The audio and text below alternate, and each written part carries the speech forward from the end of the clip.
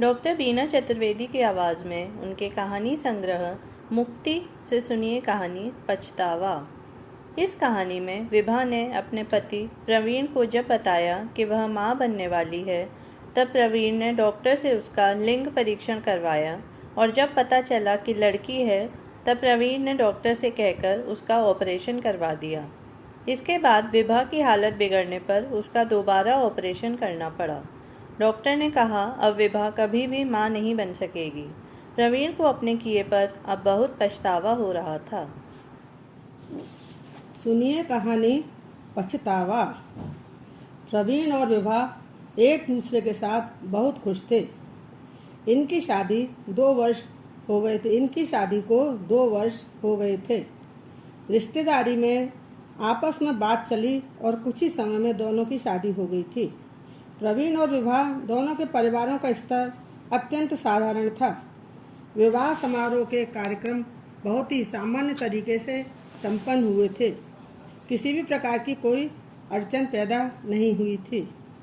कुछ दिनों पूर्व प्रवीण का तबादला एक छोटे से खूबसूरत पहाड़ी कस्बे में हो गया था। विवाह को इसी समय एमए की डिग्री मिली थी। दोनों बहुत खुश थे। ऊपर से इस खूबसूरत वादियों में आना सोने में सुहागे के समान दोनों महसूस कर रहे थे। सर्दी की गुमसुम सुनसान रात थी। रुक रुक कर बारिश हो रही थी। सड़क पर दूर दूर तक कोहरे की चादर फैली हुई थी। सब और सन्नाटा पसरा हुआ था। ऐसी अंधेरी रात में प्रवीण और विभा का दिल जोरों से धड़क रहा था। इस अनजान कस्बे में दोनों स्वयं को बहुत अकेला महसूस कर रहे थे और बेसब्री से सवेरा होने का इंतजार कर रहे थे। पिछले कुछ दिनों से विभा का स्वास्थ्य कुछ ठीक नहीं था। ऊर्जा से भरी रहने वाली विभा एकदम सुस्त और बीमार सी रहने लगी थी। प्रवीण कहने लगा, अरे तुम तो जब से यहाँ आई थी बहुत खुश हो रही थी, मगर अचानक तुमको क्या हो गया? यहाँ की जलवायु क्या तुम्हारे स्वास्थ्य के अनुकूल नहीं है? यदि कोई परेशानी है तो मुझे बताओ। यदि अकेले मन नहीं लग रहा हो तो हम अपने मम्मी पापा को यहाँ, फिर तुम अपने मम्मी पापा को और भाई बहन किसी को भी यहाँ बुला सकते हैं। वह लोग यहाँ घूम जाएंगे और तुम्हारा मन भी लग जाएगा। विभा ने मुस्कुराते हुए जवाब दिया, नहीं प्रवीण, ऐसी कोई आवश्यकता नहीं है, मैं बिल्कुल ठीक हूँ। इतना कहकर विभा रसोई में चली गई। प्रवीण ऑफिस जाने के लिए तैयार होने लगा। दोनों साथ में बैठकर नाश्ता करने लगे। विभा से कुछ खाया नहीं जा रहा था। उसका जी मिचला रहा था, उल्टी आ रही थी। अतः वह यह कहकर उठ गई कि प्रवीण आप खा लीजिए, अभी मेरा मन नहीं कर रहा, मैं थोड़ी देर बाद नाश्ता कर लूँगी। शाम को प्रवीण ऑफिस से जल्दी आ गया क्योंकि उसे विवाह की चिंता हो रही थी। उसने सोचा कि आज वह विवाह को दिखाने के लिए डॉक्टर के पास ले जाएगा। आखिर पता तो लगे कि उसकी ऐसी हालत क्यों हो रही है। प्रवीण को आया हुआ देखकर विवाह कहने लगी, अरे आप आज जल्दी कैसे आ गए?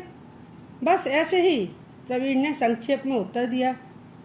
विभा ने प्रवीण के गले में बाहें डालते हुए कहा, आज मैं आपको एक खुशखबरी सुनाने वाली हूँ। हमारा प्रमोशन होने वाला है। प्रवीण कहने लगा, मैं कुछ समझा नहीं, तुम क्या कहना चाह रही हो? साफ साफ शब्दों में बताओ। विभा शर्माते हुए रसोई में चली गई। प्रवीण खुशी से चहकता हुआ विभा के पीछे रसोई में पहुँच गया और बोला, अरे अरे मेरे पास आओ, शर्मा क्यों रही हो? विभा हड़बड़ा कर मुँह नीचा करके खड़ी हो गई। प्रवीण ने उछलते हुए उसे बाहों में जकड़ लिया। अगली सुबह दोनों डॉक्टर से मिलने गए। प्रवीण ने विभा का परीक्षण करवाया। डॉक्टर का जवाब यस था। प्रवीण ने विभा के पेट में पल रहे भ्रूण का लिंग परीक्षण करवाया। बेटी थी। प्रवीण ने डॉक्टर से कुछ बात की और विभा को समझाने लगा। विभा लगातार मना कर रही थी, यह गलत है, ऐसा मत करवाओ। प्रवीण कहने लगा, अरे इसमें सही गलत ही क्या बात है? विज्ञान ने इतनी तरक्की कर ली है जिससे हमें पहले ही पता लग गया कि लड़की है। हमें कोई बच्चों की कतार तो खड़ी करनी नहीं, बस एक बेटा चाहिए। विभा प्रवीण के सामने हाथ जोड़कर गिड़गड़ा रही थी।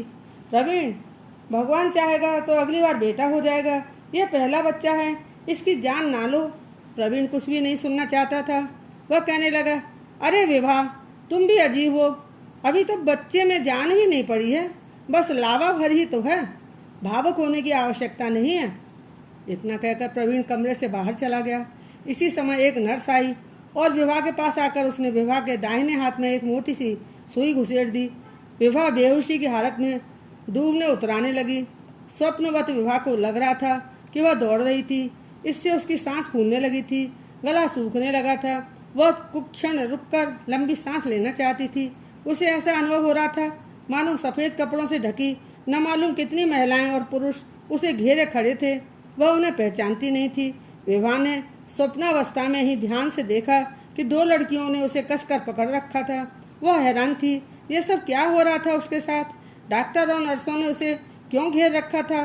तभी उसे स्मरण हुआ कि सुबह वह प्रवीण के साथ अस्पताल आई थी। विभा ने देखा कि प्रवीण एक बेंच पर हथेलियों में अपना चेहरा छिपाए बैठा था। उसने प्रवीण के चेहरे से हथेलियों को हटाया और कहने लगी, प्रवीण, आपका चेहरा इतना भयानक क्यों लग रहा है? अरे उठो न, सुनते क्यों नहीं? प्रवीण उठकर वॉश बेसिन तक पहुंचा। नल खोलकर उसने अपने मुंह पर पानी के छींटे मारे। अपना चेहरा शीशे में देखकर वह कांपने लगा। कैसा लग रहा था? लाल लाल सूजी हुई आंखें, एकदम खूनी लग रहा था। हत्यारा, हाँ हत्यारा ही तो था वह। विवाह की ऐसी हालत का जिम्मेदार वही तो था। डॉक्टर ने उसी दिन छुट्टी देने की बात कही थी, परंतु पता नहीं क्या हुआ। विवाह को इंटेंसिव केयर यूनिट ले गए। डॉक्टर कहने लगी, आपकी पत्नी की हालत ठीक नहीं है, हमें तत्काल दोबारा ऑपरेशन करना होगा। प्रवीण का सिर चकराने लगा। वह निढाल होकर बेंच पर बैठ गया। डॉक्टर उसे ढांढस बंधा रही थी। आप जल्दी से इस फॉर्म को भर दीजिए ताकि ऑपरेशन शुरू किया जा सके। देरी करने से मरीज की जान को खतरा हो सकता है। इतना कहकर डॉक्टर ने प्रवीण के हाथ में फॉर्म पकड़ा दिया। प्रवीण को ऐसा लग रहा था मानो कागज पर खून के थक्के जमा थे।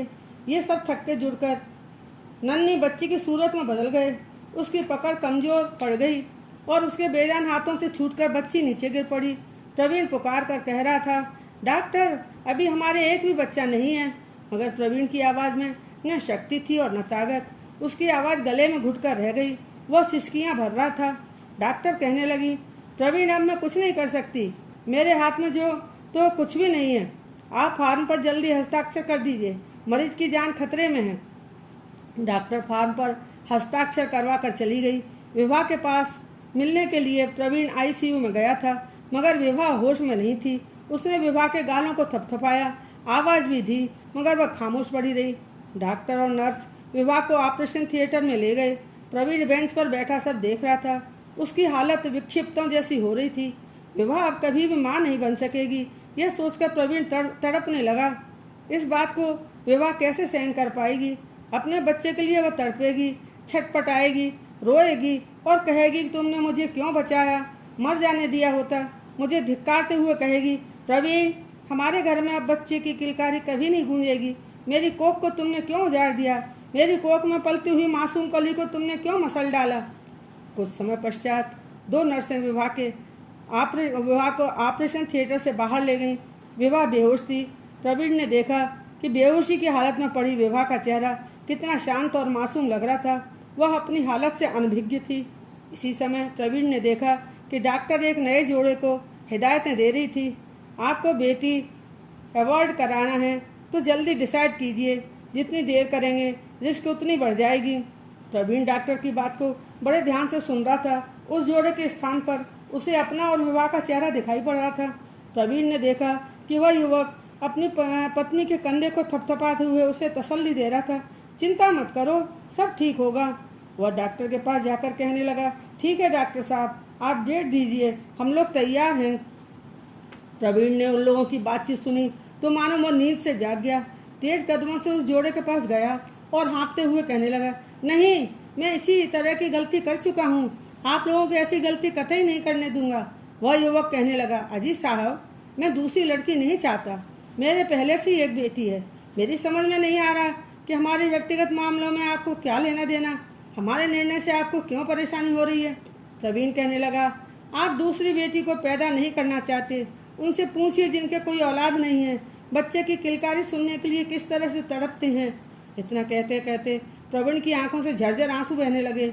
वह सिसकियां भरते हुए कहने लगा, आप दूसरा बेटा पाल सकते हैं, तब फिर बेटी क्यों नहीं? प्रवीण हाथ जोड़कर गिड़गिड़ाते हुए उस युवक से मिन्नतें करने लगा, आपकी इस अजन्मी बच्ची को मैं पालना चाहता हूँ, मैं उसे गोद ले लूँगा, उस मासूम की जान मत लो।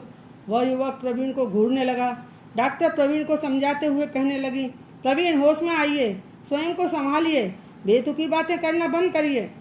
डॉक्टर के ऊपर झल्लाते हुए प्रवीण कहने लगा, डॉक्टर साहिबा, मुझे होश ही तो आ गया है, तभी तो यह सब बोल रहा हूँ। आप अपनी दुकानदारी बंद कर दीजिए। बेहोशी की हालत में विभा को प्रवीण की कही हुई बात याद आ रही थी। विभा की प्रेगनेंसी की बात सुनकर जब प्रवीण ने विभा के हाथों को अपने हाथों में लेकर कहा था, विभा, यदि हमारा बेटा हुआ तो हम उसे वही बनने देंगे जो वह बनना चाहेगा। विभा ने तभी पूछा था, अगर बेटी हुई तो? यह सुनकर प्रवीण ने विभा को अपनी बाहों में भरकर जवाब दिया था, इस संबंध में मैंने अभी कुछ नहीं सोचा। विभा के होश में आते ही डॉक्टर ने उसे छुट्टी दे दी। प्रवीण उसे घर ले आया। अस्पताल के बेड पर लेटी हुई विभा आंसू बहा रही थी। प्रवीण ने जब उस रोती हुई को देखा तो उसकी बोलती बंद हो गई। वह विभा को सांत्वना के दो शब्द भी नहीं बोल सका। इस घटना के बाद विभा पूरी तरह से टूट गई थी। प्रवीण ने अपने हाथों से अपने घर के चिराग को बुझा दिया था।